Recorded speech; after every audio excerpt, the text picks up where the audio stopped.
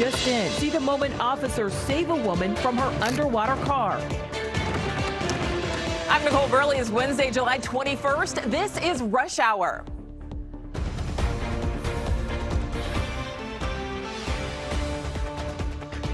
Thanks so much for joining us. Here's what's happening in your nation right now. President Biden in Ohio meeting with union workers in Cincinnati as he works to drum up support for his jobs plan. We will monitor his trip. We'll bring you any breaking updates. Meanwhile, in D.C., a fresh fight over that new January 6th commission. Will the GOP boycott that investigation? And in Colorado, at least one person dead, more missing after flash floods moved through, that water rushing out, washing out roads, destroying buildings. And tonight we are live on the ground with our first glimpse of that damage. But we begin tonight in Florida with video you just have to see. This is just released body camera footage of a water rescue with police officers and a Good Samaritan teaming up to save a woman from her sinking car. Rita Shabrazi is here. Rita, tell us what happened. Nicole, those intense moments were captured on a police officer's body camera. That officer now being credited with saving a life. He was conducting a traffic stop nearby when someone flagged him down and told him a car had just driven into the water. When Officer Peter Dolce ran over, he saw the car in the water with the driver's side completely submerged, and that's when he jumped into action. Keep her head above water. I got two in the vehicle, one's assisting, the other one, female's halfway submerged. I'm in the water with her. Incredible video there. Officer Dolce was able to remove part of the window, and then with the help of the fellow officer and that other man who also jumped in to help, they worked together to pull the unconscious woman from the sinking car and get her to land. Hey, I need help. I need help. You need CPR immediately. I got out of the water. The woman had no pulse and wasn't breathing, so the officers immediately started CPR until the fire crews arrived to continue the rescue. And incredibly, Nicole, at last check, that woman is now breathing on her own and is listed in stable condition. Truly incredible video. So glad that she is hopefully going to be okay. All right, Rita, thank you. We have two top stories now out of D.C. First, that fresh fight over a congressional committee to investigate the January 6th Capitol riot. Joe Khalil is live at the Capitol. Joe, there is really a real risk the GOP could boycott that investigation. Yeah, I mean, it looks like that's going to happen at this point, Nicole. The committee to investigate January 6th basically collapsing on itself, and it's because GOP leader Kevin McCarthy today said he was going to be pulling back all 5 of the Republicans that he chose to be on that committee, essentially telling Democrats, do it on your own, and then he said that Republicans are going to do their own investigation. Now, this happened because earlier this morning, House Speaker Nancy Pelosi told Republican leaders that 2 out of the 5 Republicans they chose, she was going to reject from being on this committee, Congressman Jim Banks and Congressman Jim Jordan. She says that in the past they've propagated lies about the election being fraudulent. Actually, they also voted on January 6th to reject the legitimate election results. And so because of those reasons, she said she doesn't think they could take an honest look at January 6th. And she said, basically, find me 2 different Republicans to replace them. Well, Leader McCarthy not happy about that. He was visibly upset at his presser earlier this morning, and he said, we're out. Here's what he said. This is the people's house, not Pelosi's house. I may object to the people that she put on the committee, but I respect her right to do it, just as every leader has done before. Now, Pelosi says there are enough members on her committee to move forward without Republicans. Remember, there is Liz Cheney, the lone Republican that Democrats chose to be on it. We actually saw Speaker Pelosi today, asked her to comment, but she didn't say anything. We expect to hear more about this from her tomorrow. Nicole? All right, Joe. Yeah, hopefully that boycott does not happen. All right, Joe, thank you. All right, we're staying in D.C. Now, today we heard from Chairman of the Joint Chiefs, General Mark Milley, the first time he's spoken publicly since the release of a new book excerpt, saying he and other top leaders were worried about a potential coup after the 2020 election. Allison Harris live in D.C. for us tonight. Allison, the general, for the most part, stayed away from the subject, though. Yes, Nicole, he's America's top military officer, and he did not deny today that he feared that the former President Donald Trump, would stage a coup to stay in office if he lost last year's presidential election. What Milley did say today is that the military is not political and it does not weigh in on elections. Now, this is new reporting, based on new reporting from a book that came out recently called I Alone Can Fix It. It's written by two Pulitzer Prize Washington Post reporters, and they say that Milley was so concerned about this that he and other top officials made informal plans if the president did stage a coup, because they were worried about illegal actions, and also that this would be detrimental to U.S. democracy. I want to read you some of what is written in this book. The authors write that Milley told officials they may try, but they're not going to succeed in staging a coup, and that Milley believed Trump was stoking unrest, possibly in hopes of an excuse to invoke the Insurrection Act. Milley also reportedly considered former President Trump, quote, the classic authoritarian leader with nothing to lose. Today at the Pentagon, both Milley and the Secretary of Defense refused to comment on that reporting from the book. The United States military is an apolitical institution. We were then, we are now. We don't arbitrate elections. That's the job of the judiciary and the legislature and the American people. It is not the job of the U.S. military. He doesn't have a political bone in his body. And I think, I clearly have tremendous faith and confidence in the chairman. What I want to make sure we do is maintain our focus on the threats ahead. And former President Trump has also put out a statement in response to this reporting since this book has come out, calling it ridiculous, stating, I never threatened or spoke about to anyone a coup of our government, and saying that if he did want to stage a coup, he would not want to do it with General Milley. Nicole? Well, COVID making its impact known on the Olympics in Japan. Another U.S. athlete tested positive, and with no spectators allowed due to the virus, the atmosphere very different this time. Competition has started. Opening ceremonies are 2 days away, and News Nation's Jack Doles is in Tokyo covering the Olympics for us. So, Jack, tell us, how was the trip over there? What's it like right now with those COVID restrictions? Well, we had to be tested 96 hours before we boarded our plane, 72 hours before we boarded our plane, and then as soon as we landed, and then the next 3 days. So now each day we have to register our health to an app. They've got something in our phones as well to track where we're going to make sure we don't go outside of the Olympic bubble. So are you being asked to test once a day, twice a day? Kind of what are the requirements? Well, we had the first 3 days we were here, plus when we arrived. Now we'll do it again at day 10. Each day, though, we register just to give them our temperature, because we have to get our temperature taken, and just let them know that we're still feeling good and don't have any symptoms that come along with COVID. Can you tell us, how does it compare so far with the changes? And do the athletes that you've interacted with, do they seem affected? And what's Olympic Village like? There isn't that feel of a big world party coming to a city at this point, because the Japanese people won't be able to take part in it. Well, Jack, I know it's very different, but honestly, looking at these pictures, though, it's still exciting to see. We know lots of fun stuff to come. We will continue checking in with you each night. Thank you.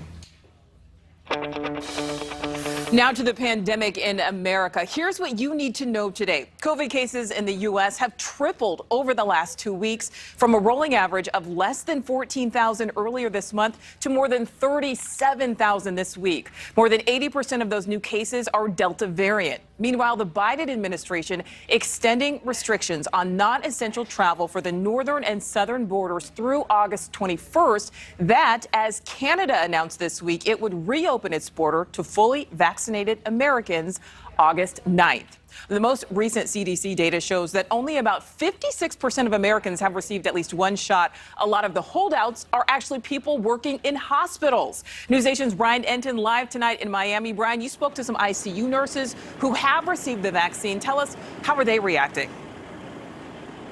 Well, Nicole, they're frustrated that more people are not getting the vaccine, and especially upset that so many of their own colleagues have chosen not to get the vaccine. Here at Jackson Health, which is the big health system behind me in Miami, the CEO says 42% of their staff at their health system still have not gotten the vaccine. He gave a number of different reasons. One, he says, are rumors that are going around the hospital. We have also learned that there are many female nurses that are either pregnant or hoping to get pregnant that have concerns about the vaccine. But when we were in that ICU ward today, and it was full of people, all of them unvaccinated, you can imagine those ICU nurses extremely upset that people they work with are opting not to get the shot.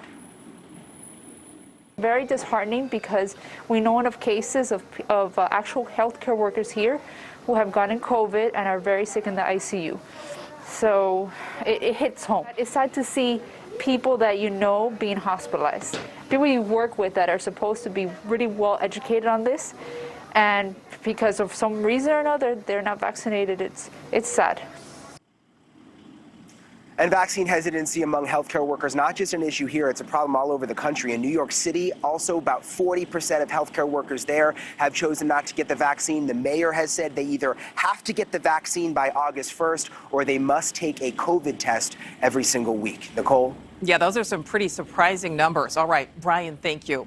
We do want to get you to some breaking news out of Colorado. One person confirmed dead, but even more missing after flash floods swept through the Fort Collins area. NewsNation's Vicente Arenas from our Denver station, KDVR, live on the ground. Vicente, what's the latest on the search and rescue there?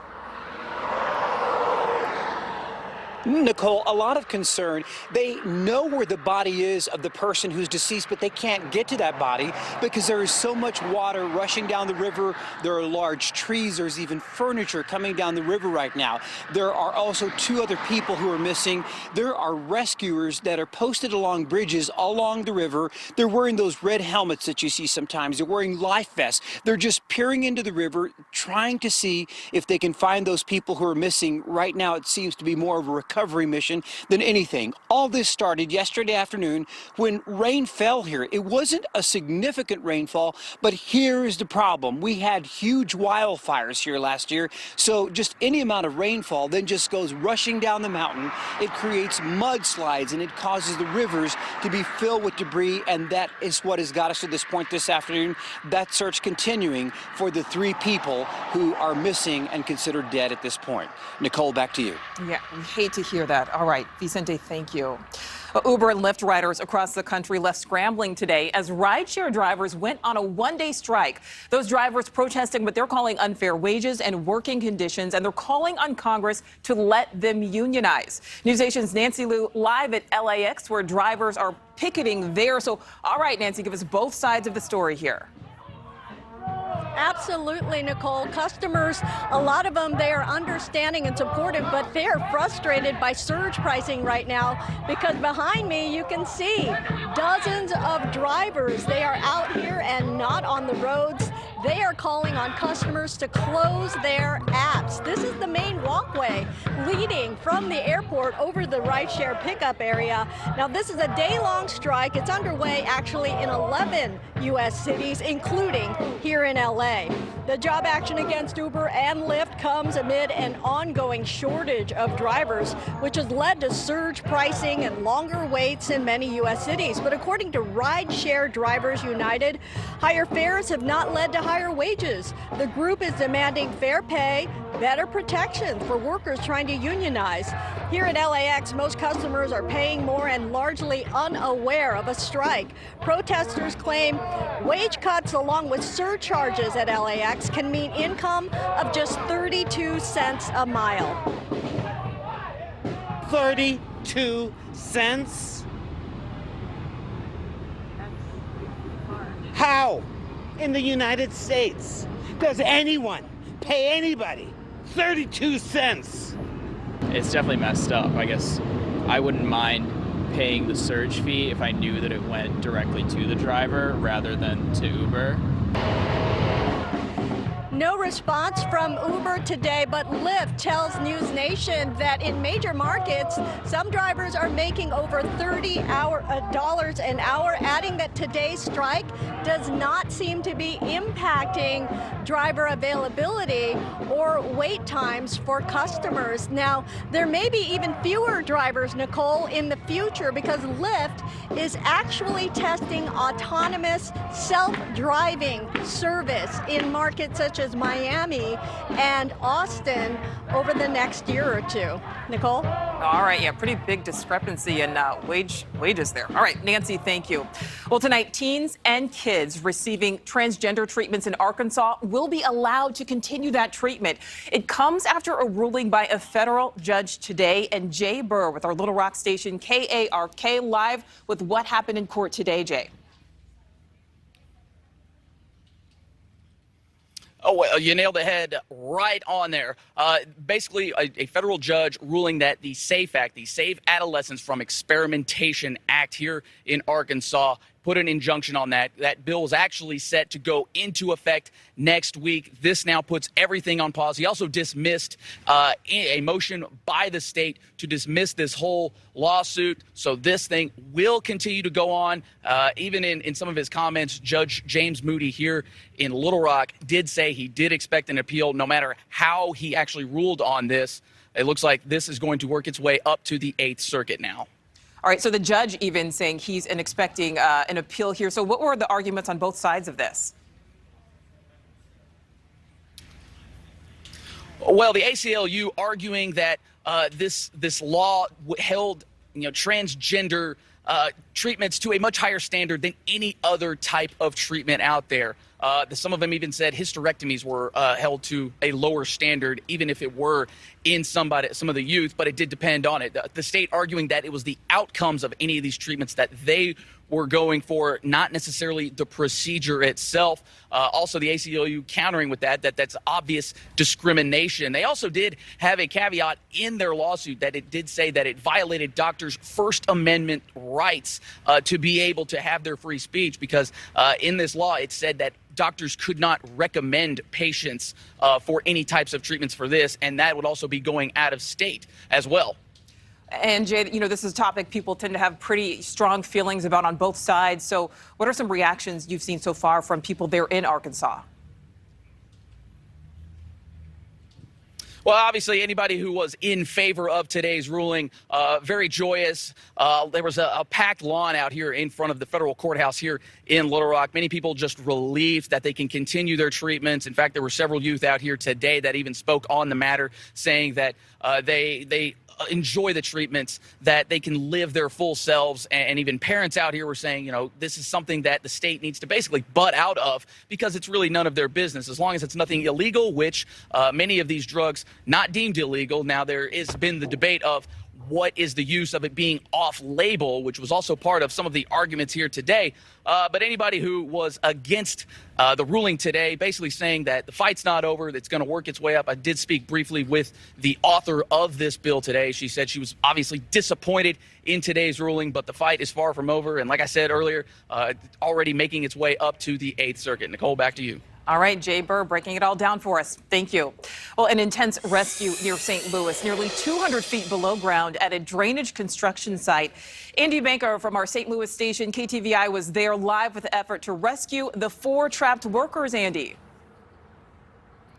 Hey, Nicole, this is part of a 4-mile wastewater tunneling project. The site remains shut down after today's accident, which was very scary for workers left trapped, and 2 firefighters are interviewed who hopped into one of those yellow baskets you see back there, went down, and brought these guys out.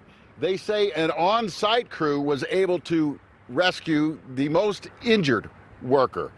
He was down and taken out first. He needed medical care. His hurt leg, we don't have an update on the condition of it, but it got hurt after a 3,000-pound form used to shape concrete fell around 9:30 this morning.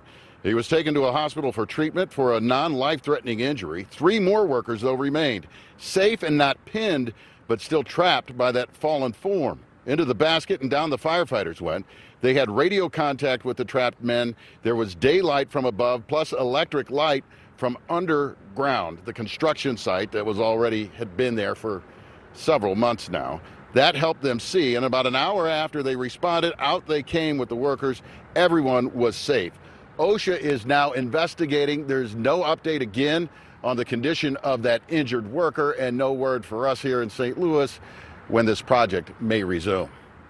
Nicole? Yeah, Andy, that is truly one of my nightmares. So glad all 4 of those guys, though, that they made it out. All right, Andy, thank you. Well, dozens of wildfires exploding in size on the West Coast. Huge clouds of smoke extending across the country. We are live on the ground in California. And Harvey Weinstein back in Hollywood facing a second set of charges after his conviction in a New York courtroom. How the disgraced movie exec responded to this new round of accusations.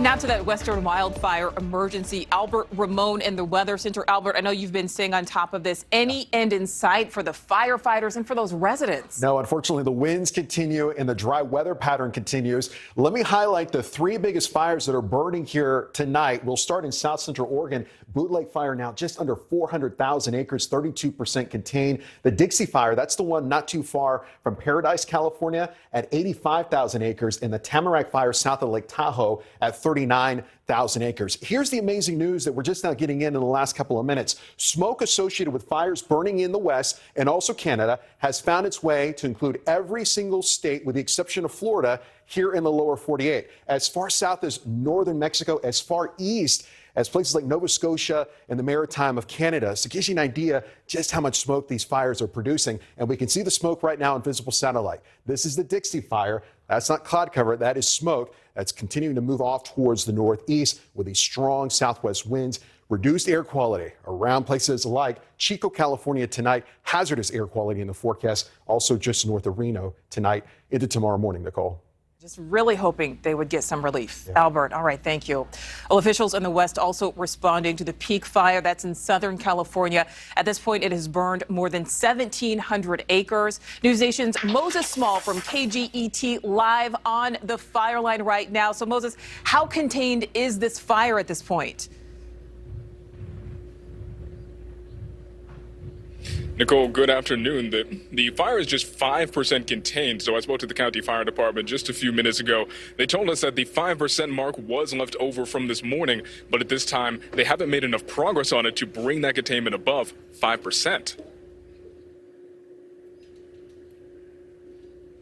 And so obviously this fire has been raging. And as you can see over my shoulder here, the fight to beat these flames down is very far from over. And so that fire started at about 1,600 acres was the last check we had this morning. This afternoon, now growing to about 2,000. And as Albert Ramon points out, of course, we do have this fatal combination that we see here of the drought combined with the extreme heat. We've seen triple digits prolonged throughout Kern County. And in fact, as it relates to the drought, 85% of California is dealing with extreme drought or worse, according to the U.S. Drought Monitor. So we're all waiting with bated breath here as experts expect yet another devastating wildfire season. And we can't forget the events of 2020. We saw one record-breaking wildfire season in 2020, and we may be looking forward to another one.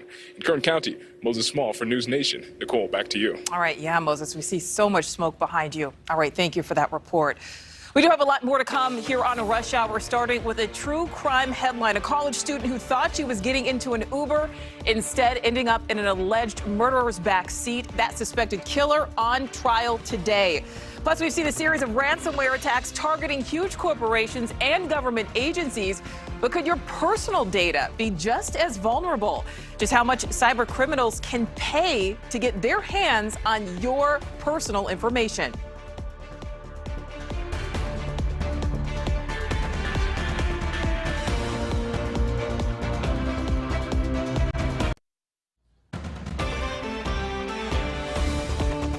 Day 2 of testimony in the trial of a man accused of kidnapping and brutally murdering Samantha Joseph said, a University of South Carolina student who police say was waiting for an Uber but unknowingly climbed into the wrong car. The man behind the wheel, Nathaniel Rowland, he's accused of kidnapping and killing her. He is now facing life in prison if found guilty. And surveillance footage from 2019 shows the last time the 21-year-old was seen alive. You can see she was climbing into the car she thought would take her home. Janelle Fort joining us with the latest testimony. So, Janelle, tell us what happened in court today. Well, Nicole, we heard from a handful of witnesses. They took the stand. We heard from the turkey hunter who discovered Josephson's body, law enforcement officials working this case, and then we got our first glimpse of body cam footage from the day that officers arrested Roland. And I do want to start by showing you guys that footage, so take a look. All right, here's the deal, man. I pulled your car over because it matches the suspect. Get your hand in your pocket. What are you, crazy? Get over here. Hey, get over here. Go, we're running. Hey, we're release the dog. Now there he is running from officers. They chased him down and then took him into custody moments later. Prosecutors say Roland stabbed Josephson more than 100 times that night in 2019, and then he dumped her body in a remote area about 65 miles from Columbia, South Carolina. In court today, officers said during that stop they found blood in Roland's black Chevy Impala and then other items also belonging to Josephson. And police say it's that same car we see her getting into in that surveillance video. And then we also heard from a woman who says she was Roland's girlfriend at the time of the murder. She testified that she'd seen blood in his car as well as the weapon he allegedly used to kill Josephson. Why didn't you call the police when he's cleaning everything? Because I was scared. What were you scared? For my life. Well, I don't know what's going to happen. Now, so far, the main argument from the defense, no DNA evidence discovered on Josephson's body matched Roland, despite there being clear signs of a struggle. Testimony wrapping up today. They'll be back in court tomorrow. Nicole, you know, the relevance of this case is that it really sparked this big overhaul of safety protocols and policies for rideshare and ride-hailing services like Uber and Lyft. It certainly did. All right, Janelle, thank you. He was a legendary Hollywood producer. Now Harvey Weinstein returns to California in disgrace, already convicted of rape in New York. Well, today he pleaded not guilty to 11 additional charges in a Los Angeles courtroom.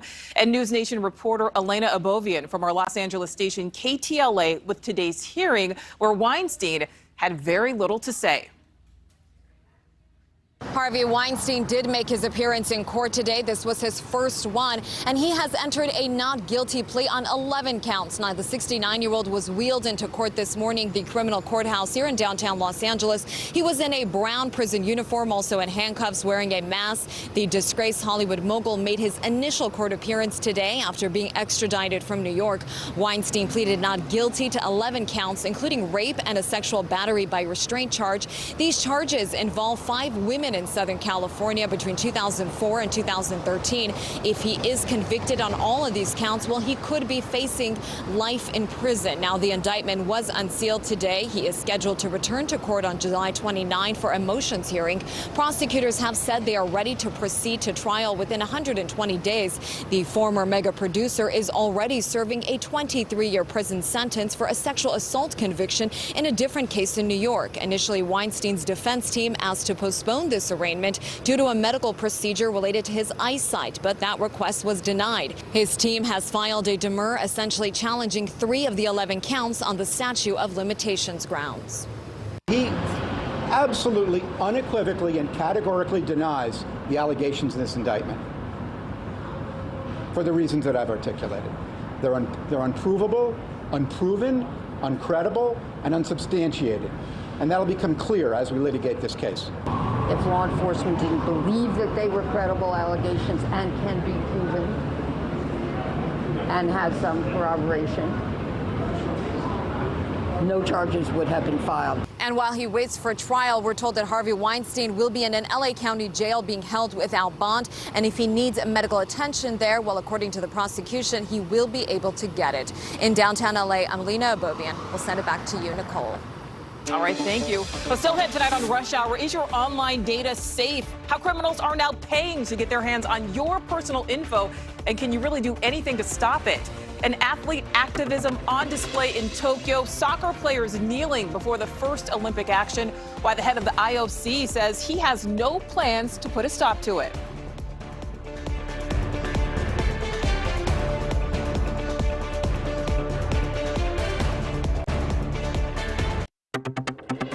Well, it continues to be a huge story. Hacking by governments, private entities, now even private citizens. News Nation's Tom Negevin live in New York. Tom, it is so scary to think how much of our information is out there. Even more scary to think how relatively easy it is for people to get. That's right, just how vulnerable it is, Nicole. We keep seeing examples of it this week. The latest example just today, a shadowy, unregulated industry information available for anyone who has the money to pay. You may think you're masking your online behavior, but the data can't be fooled. In the early days of the COVID pandemic, an animated map from a company called Tektronix went viral. Here, we focus specifically on just one beach in Fort Lauderdale during the month of March. It showed spring breakers leaving Florida, returning to homes across the country, spreading a deadly virus. The story within that story is the incredible amount of information our phones carry about us, how easy it is to access, and not just by advertisers. All this data that is collected from our devices will be used against us at some point in the future. Patrick Jackson's an expert in online privacy and security. This week alone, a whistleblower complaint to the IRS alleges a prominent conservative group funneled valuable information about Republican voters to state lawmakers. News organizations, including the Washington Post, reported that military-grade spyware, normally used for tracking terrorists, was used to hack smartphones belonging to journalists and executives. And just today, a top Catholic Church official resigns after cell phone data was used to track him to gay bars and on the dating app Grindr.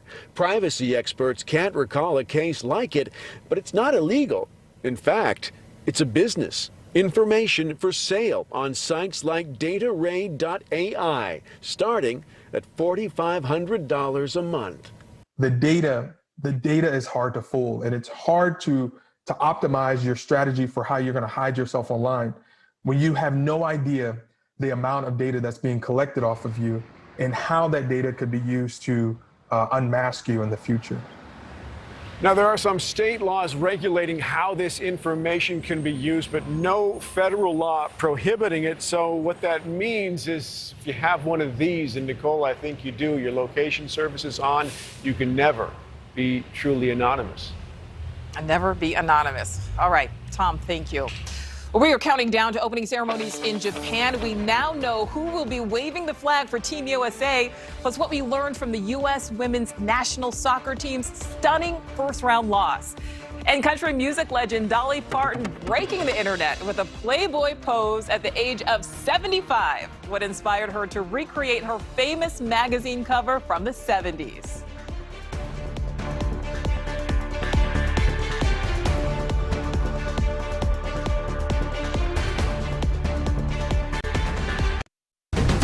Well, welcome back. We want to get you to this breaking news. This is in Southern California. This is a police chase. You can see that is a stolen white van. This is along the 110. This is the freeway in the South Pasadena area in California. Right now, you can see those 3 police cruisers approaching that stolen van. This all started about 45 minutes ago. We will continue to monitor this situation and give you any relevant updates.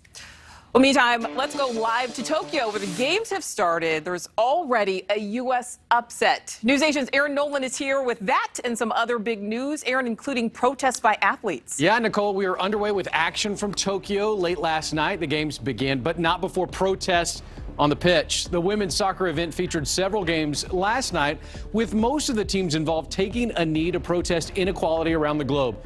U.S. Captain Megan Rapinoe saying it's an opportunity to use our voices and use our platforms to talk about the things that affect all of us. Now, after the protest, the United States, who is the gold medal favorite, took the field to take on Sweden, and they were swept off the field. The Swedes winning 3-0, upsetting the U.S. squad. It was the first loss for the Americans in 44 matches. Also big news today, the flag bearers for the United States in Friday's opening ceremony announced, and it was these 2. Basketball legend Sue Bird, who has 4 gold medals, will join Winter Olympic silver medalist and U.S. baseball player Eddie Alvarez by carrying Old Glory into the stadium in Tokyo. One final note, Nicole, as we gear up for more action from Japan, we now know the 2032 host city. Brisbane, Australia will host the world, the first games from down under in 32 years. All right, well, we love to see those torchbearers. Hate to see that loss by the soccer team. Yeah. All right, Aaron, before you go, let's go back to the protest. Did the IOC respond? Yeah, they did, Nicole. They did. Thomas Bach, the president of the International Olympic Committee, said it was not, in fact, a violation. This is a new rule allowing athletes to protest during competition, but athletes cannot protest during medal ceremonies like what we saw in 1976 in Montreal. All right, Aaron with all the info. Thank you. All right, it's time for some entertainment news. The Kennedy Center announcing this year's honorees, which include iconic singer and actress Bette Midler and Motown Records creator Berry Gordy. Let's bring in News Nation's Justin Roman, who is also the Chicago Bulls entertainment host. Justin, thank you for being here. First, let's talk about those incredible nominees. Thank you for having me. I mean, Berry Gordy changed music forever. The man discovered Michael Jackson and Jackson 5, Diana Ross, Smokey Robinson. It goes on and on. He is the most deserving because he changed music forever. All right, so moving on here, Justin.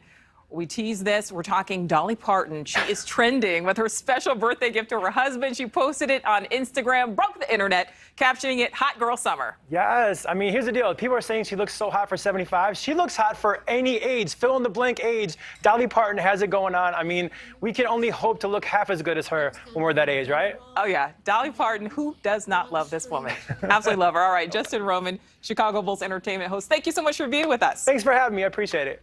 All right, well, the Dahlin Report starts in less than 10 minutes. Joe is downstairs in the studio. Joe, what's on tap? How do you follow Dolly? You don't, You really. don't. Sorry, Joe. Nicole, good to see you tonight on the Dahlin Report.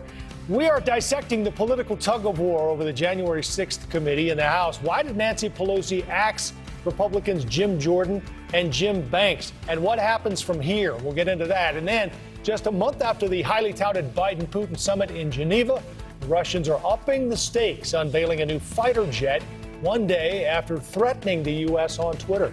And then I'll speak with Team USA Olympian and karate national champion Ariel Torres ahead of the games. He's on his way. What's he expecting ahead of the opening ceremony? He joins us with that and more at the top of the hour. Nicole, back to you. All right, looks great. Thank you, Joe.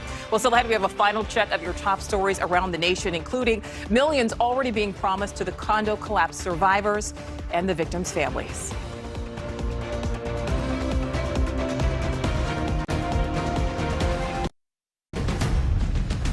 All right, we want to get you back to that breaking news out of Southern California. There is this car chase. We told you about it just a few minutes ago. Officers are chasing that white van. We have learned it was stolen. At one point, the driver had gotten along. He was somewhere along the 110 freeway. Right now, we know he's on a freeway. This started about 45 minutes to an hour ago. Let's listen into the coverage coming out of Southern California. Going through the shot now, but this is what we're going to be watching as this continues, as the CHP attempts to get their units back involved in this pursuit and see what steps they take next to bring this to a successful and peaceful, hopefully safe end here on the 210 going eastbound Glen and Sandra. Now, we're not sure if there are any injuries. It doesn't sound like at this point anyone has been hurt. As you can see, not really a high-speed chase happening right now in the South Pasadena area. At one point, we saw about 3 different police cruisers close behind the van. It looked like he had maybe gotten off of the freeway at one point. You can see the van there slowly going past a cruiser along the side of the freeway. That's definitely what it seems. All right, let's listen to what they're saying. We saw was the Pasadena kind of take them onto the freeway. I heard it on the scanner that the Pasadena was kind of trying to decide between themselves if they were going to continue on with the pursuit or let the CHP take it back over. And once it gets back on the freeway, the best option is to give it to the CHP, as they know that area. That is their territory, so that they're going to follow it best to be able to end that pursuit best as it continues, just like you see there, stopping that whole freeway to prevent any further issues with traffic as this pursuit continues eastbound on the 210, continuing to the east. All right, so we will continue to monitor this situation. Oh, we're going to stay with this. Okay, I just got that from our control room. We're going to continue to stay with this. All right, let's dip back in, see what they're saying was happening. Those can be really frustrating for those drivers on the freeway, but they are done for the safety of the public, and in this case, to keep those drivers away from an erratic driver, someone involved in a pursuit, a stolen vehicle. Because the last thing we want to see is this vehicle to crash or to stop on the freeway, suspect hop out, and then go to try to take another vehicle, or for that vehicle to crash into another vehicle. So the CHP, even though it's an inconvenience, is going to stop that freeway just due to the dangerous situation of this pursuit, so that they can keep the public safe as much as possible as this continues to the east, approaching Allen right now, just holding that right shoulder, only about 10 miles an hour. So who knows if this is going to end with the suspect running out of gas, or just giving up successfully, or if maybe a spike strip's an option. But right now, it looks like at this point, it's going to mess up the drive for at least a half a mile right now back to the west, as people try to make their way eastbound. They're restricted now to about a 10-mile-an-hour speed here on the 210 when people are just trying to get home or to their next destination after a long day of work. So the freeway is clearing up quite a bit ahead. It's free all the way down the bend, probably 2 miles ahead of this, as the pursuit slows down that traffic to the west as it makes its way eastbound. Still only going about 10 miles an hour, kind of weaving in and out of that number 5 into that right-hand shoulder lane. And so that just makes you wonder what's going on inside that van. Is the suspect fully focused on driving? It doesn't seem like it. They keep sticking their hands out the window. So we will continue to keep an eye on this as it continues here up in the Pasadena area. I'm going to send it back down to you in the studio. All right, you were hearing coverage there out of Southern California that is in South Pasadena. We're just going to keep our camera on this. Now, if you heard him say this is on the 210 freeway there, this is about 4 o'clock California time. It is literally rush hour there right now. Traffic going at about 10 miles per hour, happening for about an hour now. All right, that is all for Rush Hour tonight. Thank you so much for joining us. The Donlin Report is next. We'll see you right back here tomorrow night.